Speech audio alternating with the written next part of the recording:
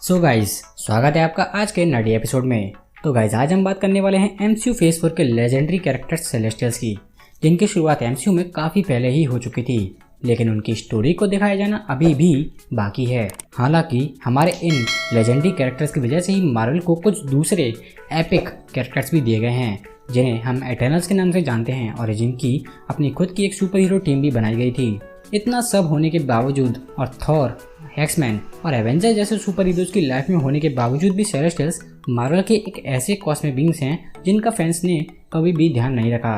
Celestials को Marvel की दी Eternals के इशू 2 में पहली बार दिखाया गया था और तभी से ये cosmic beings in super heroes की बैक स्टोरी का काफ़ी इंपॉर्टेंट हिस्सा बने हुए हैं। और क्योंकि एक आध महीने में हम एटर्नल्स और सेलेस्टियल्स दोनों को बिग स्क्रीन पर देख सकते हैं, इसलिए ये टाइम इन्हें जानने के लिए बिल्कुल परफेक्ट होगा कि आखिर वो कौन है, वो कहाँ से आते हैं और एमसीयू में उनका ओरिजिन कैसे होने वाला है।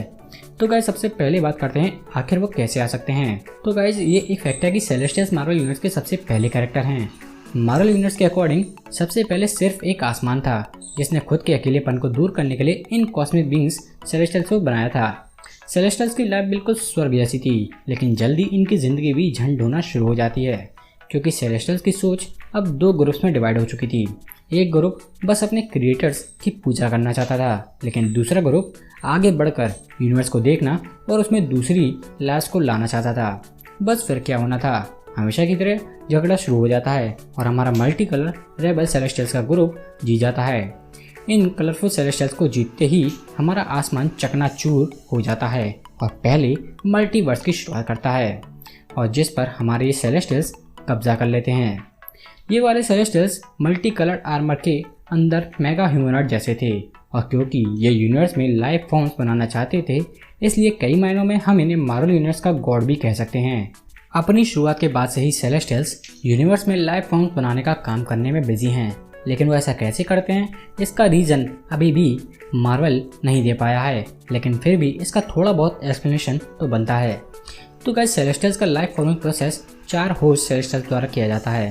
पहला होस्ट लाइफ फॉर्मिंग के लिए एक प्लेनेट को ढूंढता है और वहाँ लाइफ फॉर्म करता है, जिसके कुछ टाइम बाद दूसरा और तीसरा होस्ट वहाँ हो रहे एवोल्यूशनरी लाइफ फॉर्मिंग प्रोसेस को एग्जामिन करता है, जिसके बाद आखिरी यानी चौथा होस्ट वहाँ आता है और अगले 50 सालों तक उन पर नजर रखता है। और अगर तब तक चौथे होस्ट के अकॉर्डिंग सब कुछ ठीक रहता है तो वो वहाँ के सभी लाइफ फॉर्म्स की मेमोरी से खुद को मिटाकर वहाँ से चला जाता है, और अगर नहीं तो वो उस प्लेनेट की सभी लाइफ फॉर्म्स को मिटाकर वहाँ से चले जाते हैं।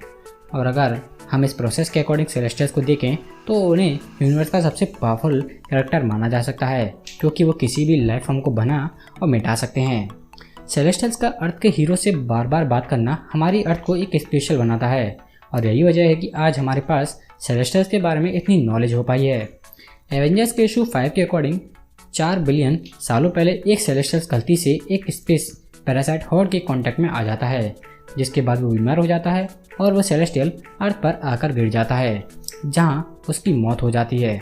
लेकिन उसके मरने से पहले उसकी वॉमिटिंग और उसका खून मिलकर अर्थ के अंदर चले जाते हैं, और शायद यही वजह है कि अर्थ के पास इतने सारे अलग अलग वैरायटीज़ वाले सुपर हीरोज और सुपर विलन्स दिए गए हैं। अपने एक सेलेस्टियल मेंबर की मौत से दूसरे सेलेस्टियल्स बहुत गुस्सा हो जाते हैं, और इसलिए वो अर्थ की इन्फेक्टेड लाइफ मतलब मानव जाति के पूर्वज को मिटाने यहाँ आ जाते हैं।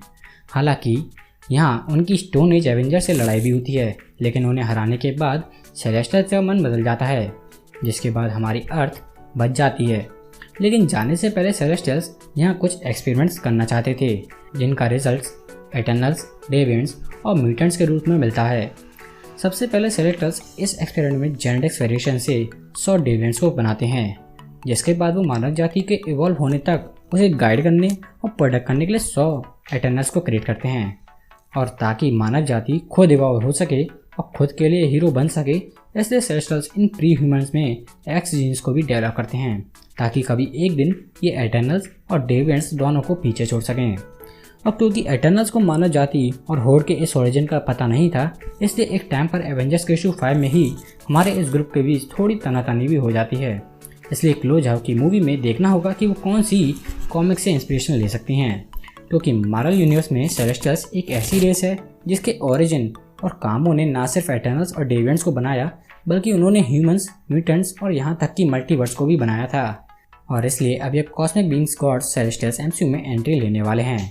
हालांकि एमसीयू में सेलेस्टियल्स को एक एंशिएंट और लुप्त हो चुकी रेस की तरह दिखाया गया है। और फर्स्ट गार्डियंस मूवी के अकॉर्डिंग ये कॉस्मिक बीइंग्स पूरे यूनिवर्स में जज बनने का काम करते थे, जिसमें वो प्लैनेट्स को पावर स्टोन के यूज से डिस्ट्रॉय भी कर चुके थे और इसलिए उनके पास दूसरे इन्फिनिटी स्टोन्स भी दिखाए जा सकते हैं। लेकिन एमसीयू में न जाने इन सेलेस्टियल्स के साथ क्या होता है और ये गायब कैसे हो जाते हैं, क्योंकि गार्डियंस की मूवी में दिखाया गया नोवेयर एक सेलेस्टियल का कटा हुआ सर है जिस पर अब माइनिंग कॉलोनी बनाई गई थी। और मार्वल विजुअल डिक्शनरी के अकॉर्डिंग थोर रैग्नारोक में दिखाया गया प्लैनेट आकार भी सेलेस्टियल्स के अवशेषों से भरा पड़ा है। हालांकि गार्डियंस 2 के अकॉर्डिंग ईगो अभी भी एक आखिरी जिंदा बचा हुआ सेलेस्टियल्स है।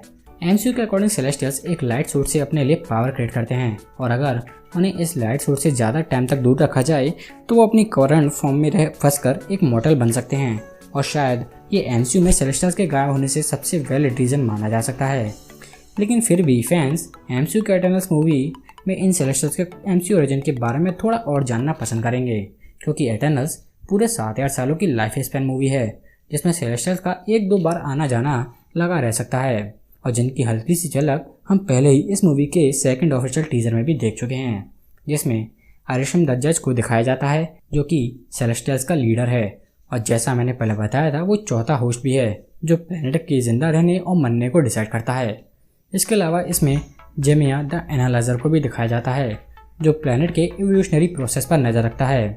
हालांकि इसमें अभी और भी सेलेस्टियल दिखाए जा सकते हैं, लेकिन इसके लिए हमें कुछ और टाइम का इंतजार करना होगा।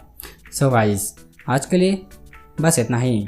आपके अकॉर्डिंग ये एक्सप्लेनेशन कैसा था प्लीज़ कमेंट में ज़रूर बताएं और अगर आपको मेरी ये वीडियो पसंद आए तो इसे एक लाइक और फ्यूचर वीडियोस के लिए चैनल को सब्सक्राइब ज़रूर करें और इसे अपने एमसीयू फ्रेंड्स के साथ शेयर ज़रूर करें। So guys, thank you for watching.